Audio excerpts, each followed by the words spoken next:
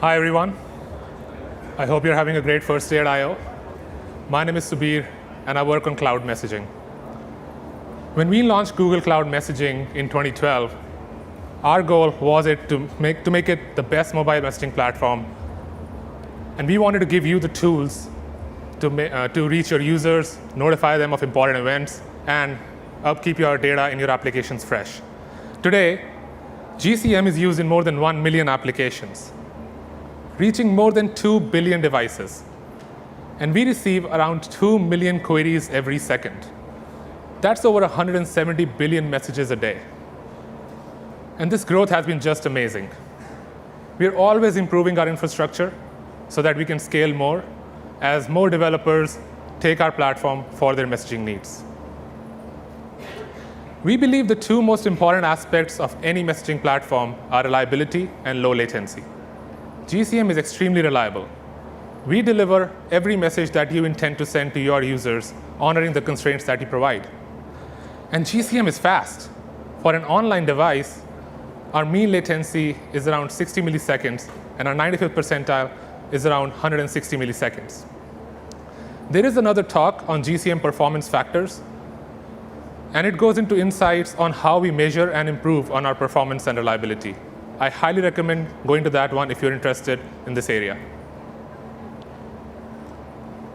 GCM is an integral part of a lot of applications today, and messaging is a feature that almost every developer needs and uses for engaging with their users. Studies have shown that users that have push notifications enabled have almost 3 times higher retention and 88% more app launches, and that means more user engagement for your applications. Now, earlier in the keynote, we announced a new mobile development platform, Firebase. Firebase is a suite of integrated products which are designed to help you develop your application, grow your user base, and earn more money. And GCM shares these same goals. We believe we can offer a lot more to developers when integrated with other Firebase products. So I'm happy to announce that as we are launching new features to GCM, this year we are renaming it to Firebase Cloud Messaging. So what this means that cloud messaging is one of the products in the Firebase family, having seamless integration with other Firebase products like Firebase Analytics, making it easier for you to develop, grow, and earn from your applications. And this uses the same underlying messaging infrastructure that we have today, so you can be assured you'll receive the same level of reliability and performance that you're used to. So what's new with Firebase Cloud Messaging, or FCM? Well, we've really simplified our SDKs. It's really simple APIs to start using FCM. You can reach multiple platforms using FCM, and based on your feedback, we've added a lot of new features. So let's get started. Our new SDKs are designed to make the integration with FCM much, much simpler and take away a lot of code from you. Let me explain. Firebase messaging SDKs for Android and iOS take away a lot of boilerplate code away from you. Code that you had to deal with yourself before, like registration logic, subscribing to topics, handling any errors you get with our servers while doing these actions. All that is taken care of automatically. Just another example, these are all the permissions that you had to worry about before with GCM. Not anymore. Our new FCM libraries use manifest merging, so you don't have to worry about permissions. It automatically adds any permissions needed, and just one less step for you to worry about. We've also simplified the registration flow. As you know, a registration token is the address that FCM uses to deliver the message to a device. Now this process is asynchronous. Our libraries automatically get a token on your behalf. So when you call iid.getToken, we give you an already registered token. All you have to do, send this to your servers and start sending messages. Now, all the improvements that we are going to announce today apply to both our Android and iOS SDKs. Our goal is to make FCM really cross-platform. Now, in addition to having SDKs for iOS and Android, we are also launching a brand new SDK for our C++ users. Now you can have one implementation to reach your users on both these platforms. And I'm sure our game developers are going to love this. Now we will get into more details on how to use these new SDKs in just a bit. As you saw, FCM is cross-platform. Last year at I/O, we added support for iOS and Chrome apps in addition to Android. And we saw a great adoption on these platforms. And it was a very strong signal to us that developers can really use one solution to reach users on different platforms. So we are making it even easier this year by adding a brand new C++ SDK and with web push support on FCM. With FCM, you can now implement the standard IETF web push APIs and start targeting your browsers. For example, on Chrome, you can send a message to your Chrome page in Windows, Mac, or Linux. And you can also target your Chrome on Android. Let's talk about some features we've added. Last year, we launched topic messaging. And by the way, this is one of my favorite features. Topic messaging allows you to send a single message to a large number of devices. It's a great way to notify your users that are interested in common topics, like a musician or an artist or a game or a sport event. All you have to do is publish a message to FCM, and FCM delivers it to all the devices subscribed to this topic. We also had a limit of 1 million subscribers when we launched this. And a lot of you asked for more because you have more users. So we are removing any limits on topic messaging. Now you can have as many subscribers on a single topic or across different topics in your application. Quick reminder, this is how you send a message to a topic. All you have to do is set the topic name in the to parameter. But what if you want to send a message to a combination of topics? For example, let's say you have a weather application, and you want to send weather updates to your users. Now, some of your users can be subscribed to topic for San Francisco weather, and some can be subscribed to topic for Oakland. So when there is a weather update in this area, you don't want to publish the same message on both these topics, as there might be an overlap, and some users will get duplicate messages. Now you can use our brand new API to specify a condition. And FCM will make sure we only deliver this message to users that qualify this condition. So in this example, the message will be published to users that either have the San Francisco weather topic or the Oakland weather topic. So it's a union of users. You can also hit an intersection of users by using the AND operator. Now we know you have all these registration tokens on your servers. Wouldn't it be great if you can just categorize them into topics based on your users' interests? I mean, after all, you know your users' interests. Yes, you can. Here is the API with which you can subscribe a registration token to a particular topic. For example, the topic name here is movies. All you have to do is give us the registration token and the topic name in a URL. And FCM will subscribe this to this topic. You can also send us a bunch of registration tokens, and FCM will subscribe them when you send them to this batch add URL. You don't even have to update your application anymore. You can just start using topic messaging from server side. Similar to the batch add, with batch remove, you can unsubscribe these tokens from this topic. Now, just a word of caution before we proceed. When you send messages using topic messaging, we allow you to publish to a large number of users. So when you publish too fast on big topics, you should make sure that if you see any errors from our servers, you should retry later. And if these devices in turn are going to hit your servers for more data, you should make sure your servers are provisioned to handle that traffic. Do we have any iOS developers in the room? Oh, we have quite a few. Last year when we added support for iOS, a lot of iOS developers asked us if they can just use their existing APNS tokens and start using our service. And the answer today is yes. Now we have an API with which you can send us your APNS tokens, and FCM will give you back registration tokens for those APNS devices. Here's how you do it. You can send us an array list of your APNS tokens to the batch import URL, and FCM will return you back a registration token along with the status for each of those APNS tokens. Now you can reach your iOS devices via FCM using these registration tokens. Really simple. And you don't even have to change your application. So we've covered a lot so far. Our brand new SDKs, platforms that are reachable by FCM, improvements like removing limits from topic messaging, API to send to a combination of topics, an API to subscribe automatically from your server side, and an API to import your APNS tokens. And before I forget, all this with FCM is still free. Now, as promised earlier, let's get into details on how to use our new SDKs. And I'd like to invite Liam on stage for that.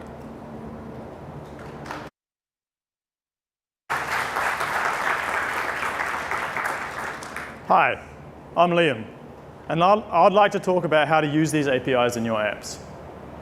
For each of Android, iOS, and C++, I'll cover the basics of integrating FCM. First, we'll cover iOS. And for all your Android developers out there, don't go anywhere, we'll get to you shortly. The first thing that you need to do is add a dependency on Firebase messaging to your pod file. And now I know that you've all been waiting for some code, so let's move on. As you already know, a registration token is used for sending a message to a single installation of your app.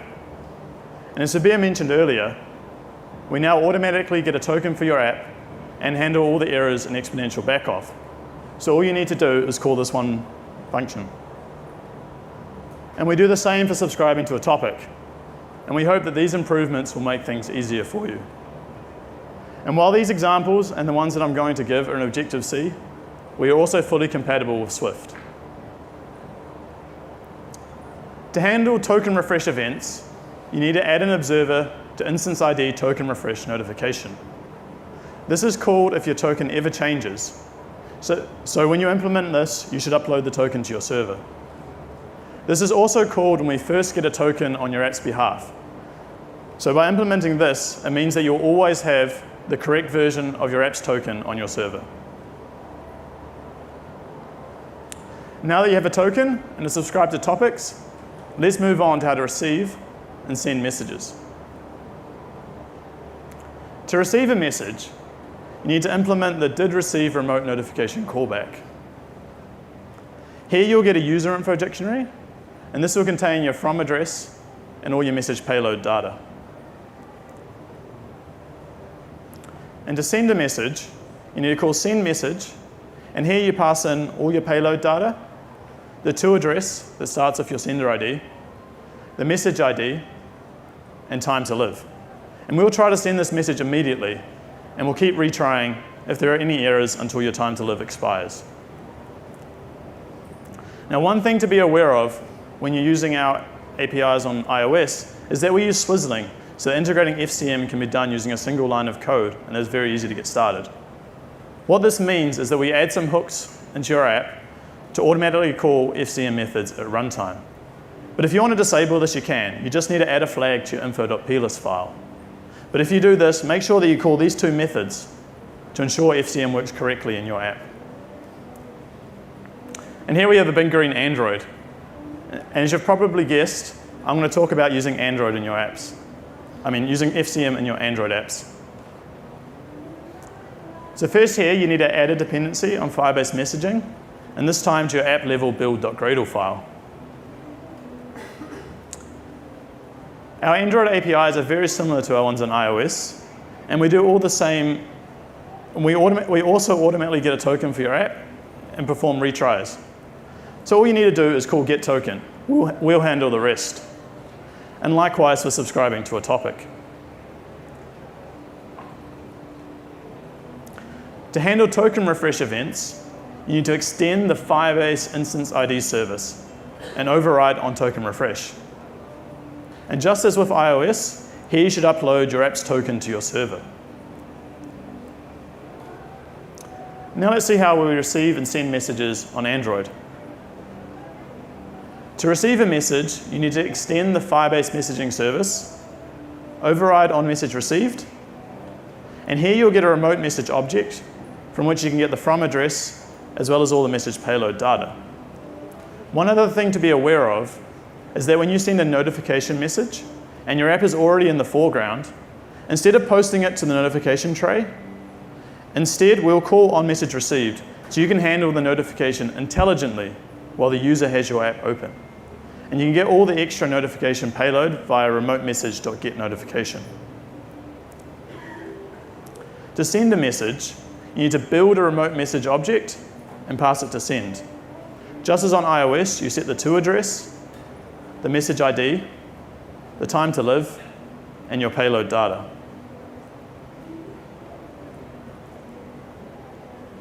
Now let's look at the changes that you need to make to your Android manifest. And I know this has been a pain point in the past with lots of copy-pasted permissions and receivers, but now all you need to do is add one entry for your Firebase Instance ID service and one for your Firebase messaging service, just like any other Android service. And that's it, you're done. For all you C++ developers on both iOS and Android, as Sabir talked about, we have an API for you too. On iOS, this does all the bridging to Objective-C APIs, and on Android, it does all the JNI work of talking to our Java APIs, and also includes proxy classes that pass the messages to your C++ code. And we've made all these changes to make your life a little bit easier. So to link in the C++ SDK, on iOS, you need to drag these two frameworks into your Xcode project. And on Android, you need to link to these two static libraries and add the proxy classes to your manifest. When your app starts, you need to initialize Firebase messaging by passing in a Firebase app object and a listener class. Note that when you create the Firebase app on Android, you also need to pass in the JNI environment and an activity, but these are the only differences between the APIs on each platform. The listener class has callbacks that you use for handling a message and for handling new tokens, but I'll give you an example of that in a moment. Now that you have the SDK set up, how about subscribing to a topic? And again, this is a simple one-liner. And just like in Objective-C and Java, we will keep retrying if there are any failures. Here is an example of that listener class that I talked about earlier. You need to implement onMessage, where you'll get a message struct, and that will contain the from address and the message payload. And you also need to implement onTokenReceived, where you should upload the token to your server. To send a message, you create a message struct and pass it to send. And this takes all the same parameters that I talked about earlier. Now, there are a couple of things to be aware of when you're implementing FCM in your apps. First is to make sure that you handle token refresh events. This will make your app more secure and ensure that you always have the right version of the token, so your users will never miss messages. And second is don't try to use our new FCM APIs as well as the old GCM ones. Otherwise, you might get some unexpected behavior. But don't just take it from me. Hear from 3 of our partners that have already successfully integrated FCM into their apps. First is Le Figaro, the oldest French daily newspaper. And they talk about how trustworthy and reliable a tool FCM is. Next, we have Quaver, an app to help you create music and collaborate with other musicians. And they talk about how simple it was to migrate from their previous messaging platform to FCM. And last, we have Fabulous, an app to help you create healthy habits in your life, who talk about how convenient it is to have one messaging platform that talks to both iOS and Android. And now I'll pass the floor back to Sabir.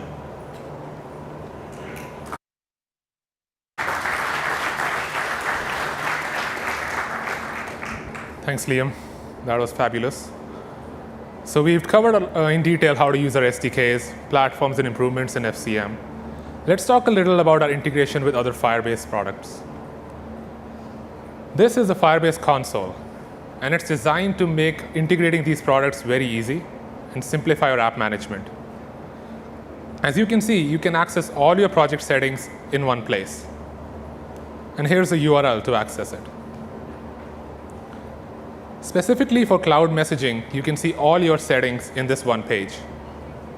You can see your server key and sender ID, and these are the same credentials you use when you authenticate on the backends. iOS developers can upload their APNS certificates right here, so we can successfully send messages to your iOS devices. And there is this notifications on the left menu. Now what is that? This is Firebase Notifications, and it's built on top of Firebase Cloud Messaging. It's a very easy to use tool to create user engagement campaigns, target a segment of your users, etc. Let me show you. This is what it looks like. It's a very simple web console. You can create a campaign for now or later. You can send messages to a user segment that you can create. It can be all users with an app version or with a combination of application versions, all users with a Firebase audience, all users running a particular language on their devices, etc. You can also send messages to a topic and also to a single device. And that's very useful when you are debugging or developing or testing your application. And not only can you send messages using this campaign, you can also see how effective they are. You can now see how many messages were actually sent using your campaign, how many users clicked on it, how many opened it, and how many users went through a conversion event. A conversion event can be something you define, like an ad click or an in-app purchase or something like that. And now you can calibrate and see if your notification strategy has been working the way you wanted it to. It's really powerful. And all this rich data is made available with our integration with Firebase Analytics. Firebase Analytics. There's another talk on Firebase notifications tomorrow, which is going to go into details of all the powerful features available on this console. So if you're interested, please go to them. Everything we talked about and all the other details are available at our brand new documentation website. Please check it out at firebase.google.com under Cloud Messaging. And these are the talks that I mentioned during this session.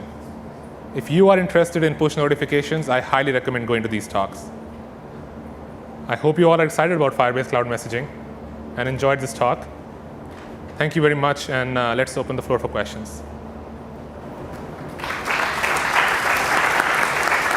So if you have any questions, you can go to the center of the room. There's a mic. And line up for there. Mohit. Mohit, you want to? Is it possible? Hello? Yeah. Is it possible to use Firebase Cloud Messaging to send messages to our users who are on a Safari or a Firefox web browser? We don't need the desktop notifications, just to send data to those. No, not with FCM, because FCM implements the web push API, which is already integrated in Chromium. So any Chromium-based browser, it's possible. Okay. Yeah. Just Chrome. Okay. For the conditions on topic messaging, you said there was and there was or. Is there any plans for something like and not, where I want to send to these two but not this third one? We haven't. That's a good idea. I'm going to take your feedback, but we don't have it today. Oh. It's and ors. Yeah. And you can use two operators, so you can have three topics in the condition. Hi there, short question. Do you have any recommendations to migrate from GCM and APN to FCM now? Because then if a user doesn't update his app, you have like 3 systems to manage instead of... Yeah, there are migration guides available on our website.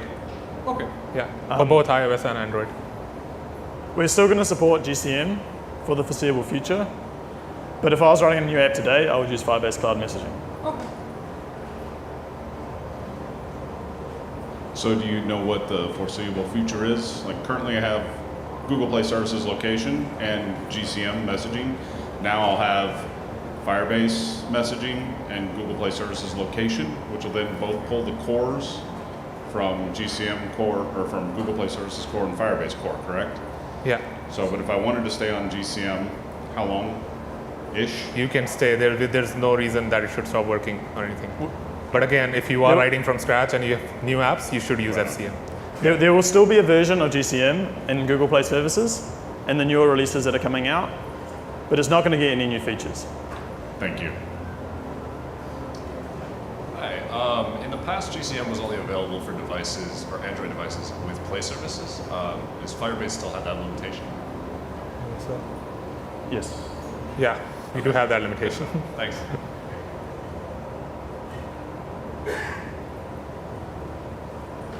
All right. Thank you very much, everyone. Have a good day.